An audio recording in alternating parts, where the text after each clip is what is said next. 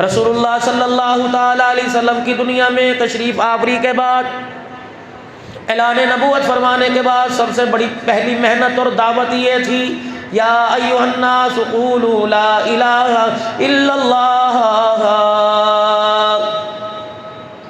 کیا بیت اللہ موجود نہیں تھا؟ کیا طواف نہیں کرتے تھے؟ کیا مقام ابراہیم نہیں تھا؟ کیا دنیا کے اندر سب سے معتبر جگہ مکہ شریف نہیں تھی؟ لیکن ساری چیزوں کے ہونے کے باوجود پروردگار عالم کے پیارے حبیب کو وہاں بھیجا گیا جو دنیا کے اندر ایک واحد مرکز تھا، اور جا کے فرمایا میرا نبی جا کے بتلا دے جن کی تم پوجا کرتے ہو، جن کی تم عبادت کرتے ہو، ابراہیم علیہ السلام کی مورتی تم نے بنا رکھی ہے، تم نے اسماعیل علیہ السلام، یوسف علیہ السلام کی تصویریں بنا رکھی ہیں، ان پیغمبروں کی تاریخ تو پڑھو، ان میں سے ایک پیغمبر ابراہیم علیہ السلام کو میں نے بیٹا عطا فرمایا، جب میں نے دیکھا میرا ابراہیم بار بار بیٹے کی طرف دیکھتا ہے، اور بار بار بیٹے کی طرف دیکھنے کی وجہ سے اس کا پیار میرے برابر آ رہا ہے، میرے دل، اس کے دل کے اندر محبت گھر کرتی جا رہی ہے۔ پروردگار عالم نے یوں نہیں فرمایا کہ بیٹے کو مدرسے میں جا کے داخل کرایا،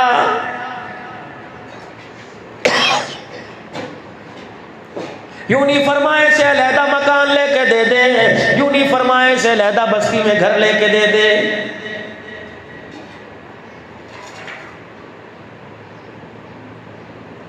فلما بلغ معه السعي قال يا بني إني أرى في المنام،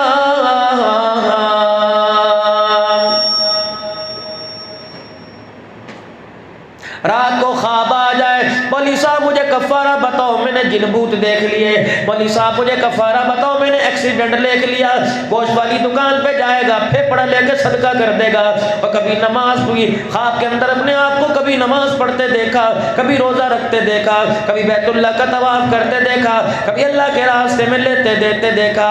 میرے عزیزوں، جو ذہن کے اندر سارا دل گھوم رہا تھا، رات کو وہی خواب کے اندر آ گیا۔ اگر خدا کے قرآن کو پڑھنے کا شوق ہوتا، بار بار قرآن کریم کی زیارت کرتا، بار بار اللہ کے قرآن کو سینے سے لگاتا، مسجد میں لوگوں کو آتا جاتا دیکھ کر خون کے آنسو روتا، کہتا الہی جس طرح ان کو تو نے پیار فرما کر اپنے گھر میں بلایا، مجھے بھی توفیق عطا فرما۔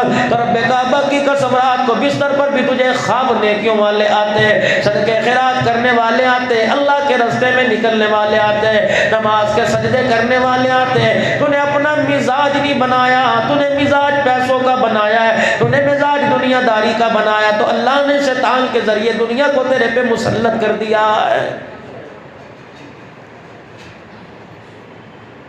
مجھے ایمانداری سے بتاؤ، روزہ رکھنا آسان ہے کہ 15 گھنٹے دکان پر 100 روپے 50 روپے کی آوازیں لگانا آسان ہے؟ جس راز کو، جس انعام کو، جس فائدے کو پروردگار عالم نے پوشیدہ رکھ رکھا ہے، اس کی طرف جانے کو تیار نہیں۔ معلوم ہوا میرے سمیت رب کو ماننے والے سارے ہیں، اس کی عظمت اپنے دل کے اندر بٹھانے کو تیار کوئی نہیں۔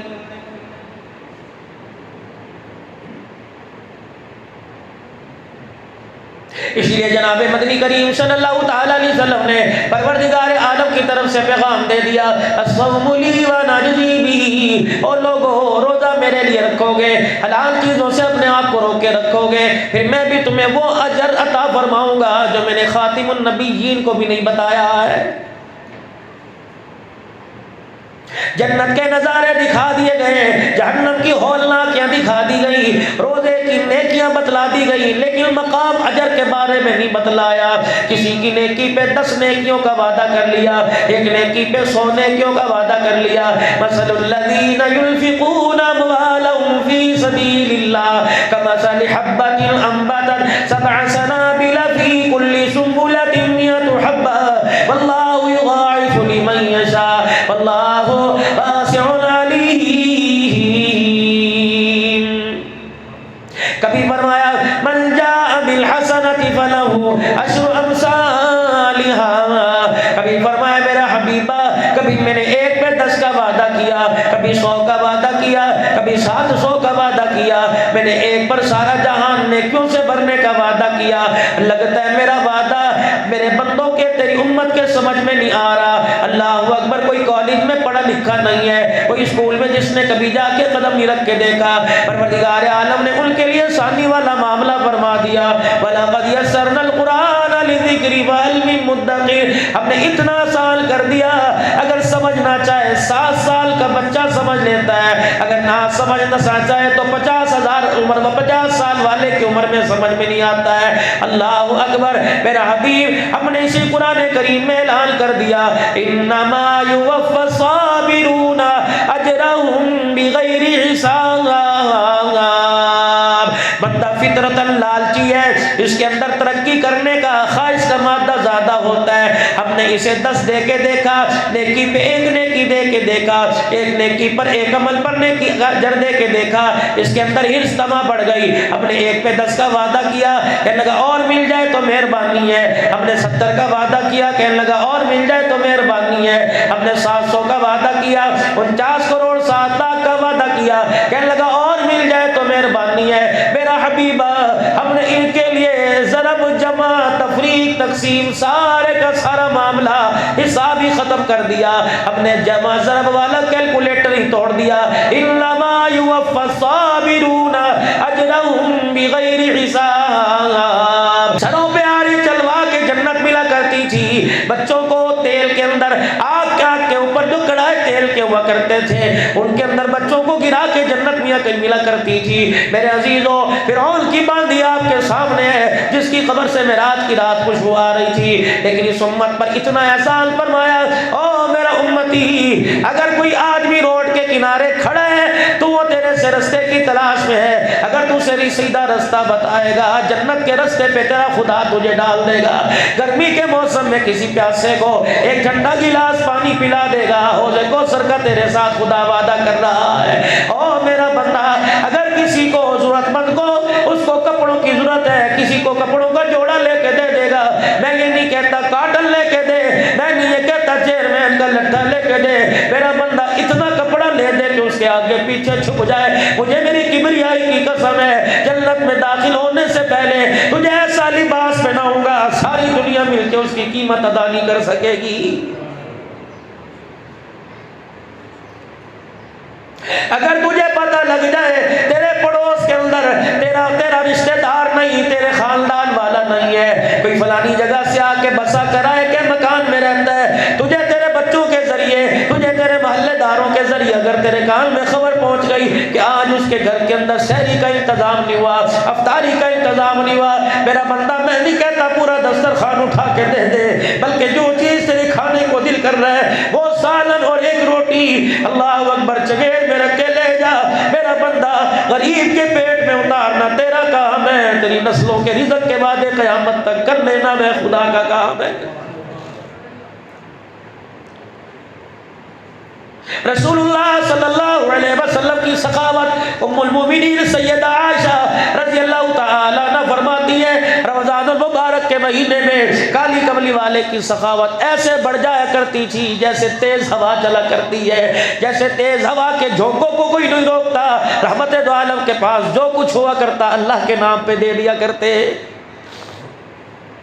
یہی وجہ تھی ظہر کی اذان ہوئی، حضرت بلال رضی اللہ تعالی کاشان نبوت کے دروازے پر آ گئے اور آ کے عرض کیا رسول اللہ نماز کا وقت ہو گیا، تیرے یار انتظار کر رہے ہیں۔ رحمت دو عالم نے فرمایا بلال جی آمنا کے لال جا ابو بکر عمر سے کہہ دے نماز پڑھا دے، آج تیرا کملی والا پڑھانے نہیں آئے گا۔ کملی والے بتاؤ کوئی عذر ہے، طبیعت میں کوئی مزاج میں کوئی کمی پیشی ہو گئی؟ آپ نے فرمایا بلال میں اپنی زبان سے بتاؤں یہ اندر آ کے دیکھے گا۔ حضرت بلال کو اندر آنے کی اجازت مل گئی۔ رحمت دو عالم کا حال دیکھ کر حضرت بلال کی آنکھوں میں آنسو آنے لگ گئے۔ یا رسول اللہ یہ حالت کیسی، آپ کا کرتا مبارک کہاں چلا گیا؟ کہا بلال ہے تو اللہ کا بہت شکر، لیکن آج تیرے نبی کے پاس پہننے کے لیے کرتا بھی کوئی نہیں ہے۔ سیدہ فاطمہ الزہرا رضی اللہ تعالی عنہ افطاری کے لیے دسترخوان پہ بیٹھی، حضرت حسن کے پاس ان کی چپاتی، حضرت حسین کے حصے کی روٹی ان کے پاس ہے، حضرت علی بھی روٹی کھا رہے ہیں۔ سیدہ فاطمہ کو دیکھا، بیٹوں نے دیکھا، شوہر نے دیکھا، چھوٹے چھوٹے ٹکڑے توڑ کے کھا رہی ہے، اس طرح محسوس ہوا جیسے کسی کے لیے بچا کے رکھتی ہو۔ کہتے بہت مشکل سے آدھی روٹی کھائی، باقی بچ گئی، اس روٹی کو مروڑا تہ بنائی، اپنے دوپٹے کے کونے میں لپیٹ لیا اور کہنے لگی علی اجازت ہو تو اپنے ابا کے کے گھر سے 2 منٹ میں ہو کے آئی۔ حضرت علی کہنے لگے میری آنکھوں میں آنسو آ گئے، میں سمجھ گیا جس کا باپ بھوکا ہو اس کی بیٹی کے پیٹ میں روٹی کیسے جائے گی۔ بیٹیوں کو جہیز دے کے ہاتھ اٹھانے والوں ٹھیکہ تھوڑی چکے ہیں، ہاں ہم نے بچی بیاہ دی، ہم نے سارے خاندان والوں کا ٹھیکہ تو اٹھا رکھا۔ او میرا چاند، او میرا ویرا، اگر تیری کمائی اللہ کے راستے میں نہ نکلی، تیری کمائی تیری اولاد پہ خرچ نہ ہوئی تو رب کعبہ کی قسم روزے کی حالت میں بیٹھا ہوں، اگر تیری کمائی تیرے اپنوں پہ خرچ نہ ہوئی تو گلی کے کتے بلے کھا جائیں گے۔ اگر تیرے ہاتھ کی سخاوت والا عمل شروع نہ ہوا تو اللہ تیری کمائی کو تیرے پہ بھی خرچ نہیں کرے گا۔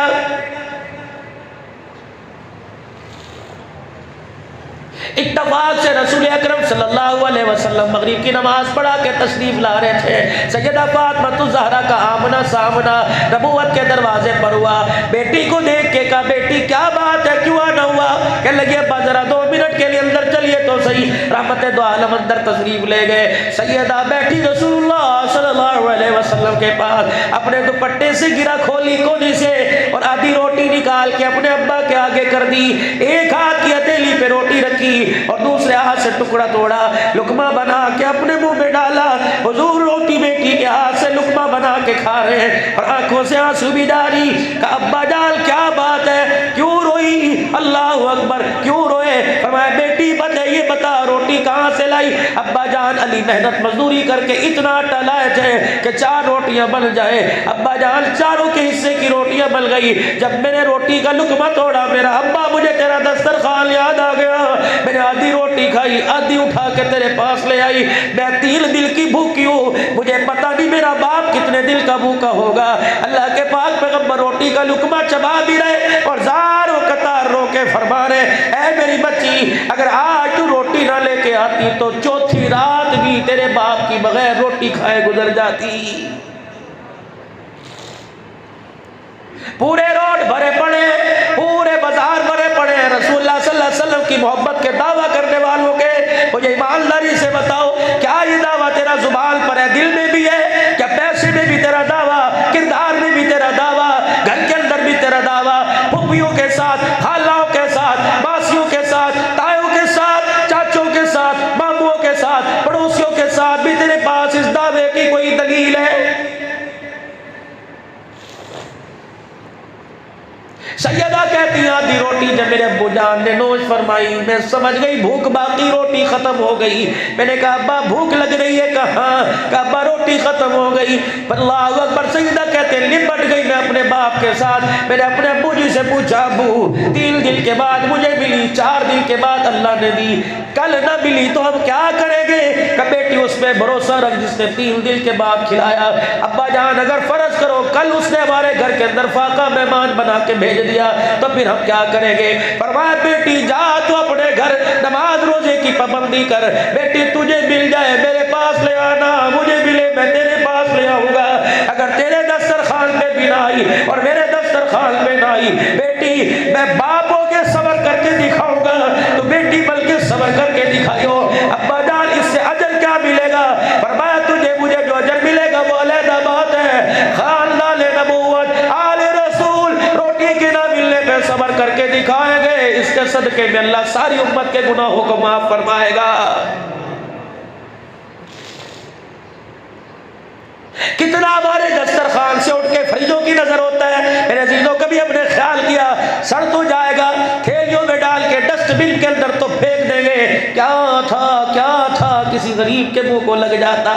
لن تنالوا البر حتى تنفقوا مما تحبون، وہی دانا پلیٹ میں سے اٹھا جو سارے دسترخوان پہ تجھے اچھا لگ رہا ہے، وہ دانا اٹھا کے دے دے کسی غریب کے گھر، ڈال دے کسی جھولی میں، بھیج دے کسی یتیم کے گھر۔ رب کعبہ کی قسم میں آپ کھائیں گے پیشاب پخانا بلکہ زمین پہ بہ جائے گا، یتیم بیوہ کھائے گی پیٹ میں جا کے سیدھا عرش مولا پہ پہنچ جائے گا۔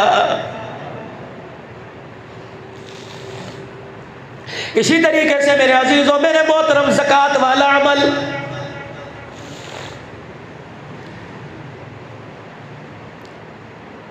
ہماری تو اس وقت تک زکوٰۃ ہی ادا نہیں ہوتی جب تک لینے والے کے پیٹ سے پورا کپڑا نہ ہٹا دے۔